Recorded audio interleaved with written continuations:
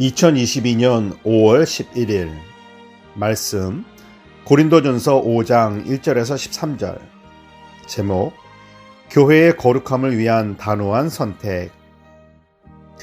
교회는 예수님의 이름으로 모인 믿음의 공동체입니다.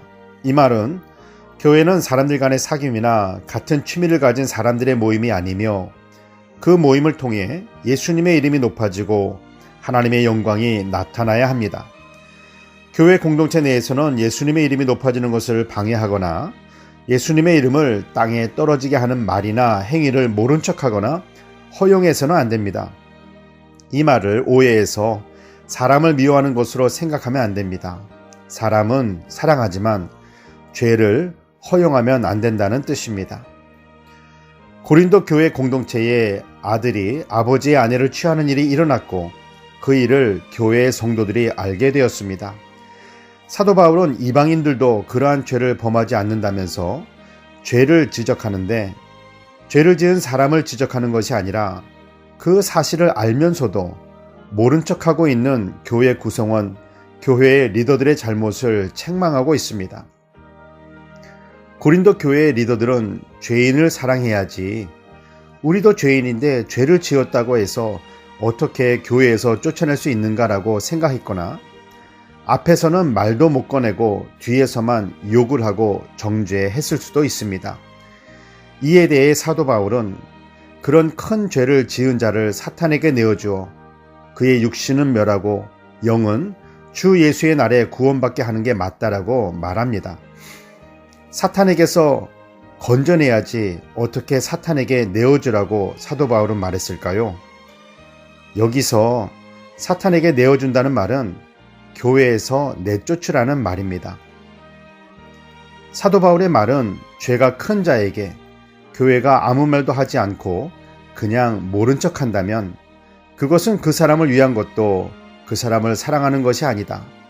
진정으로 그 사람을 사랑한다면 그에게서 회개할 수 있는 기회를 빼앗지 말고 회개할 수 있도록 도와주어야 한다는 뜻입니다. 같은 교회를 다니는 사람들이 그 사람의 죄를 지적해 주지 않는다면 누가 그 사람의 죄를 말해줌으로 회개할 수 있는 기회를 제공할 수 있을까요?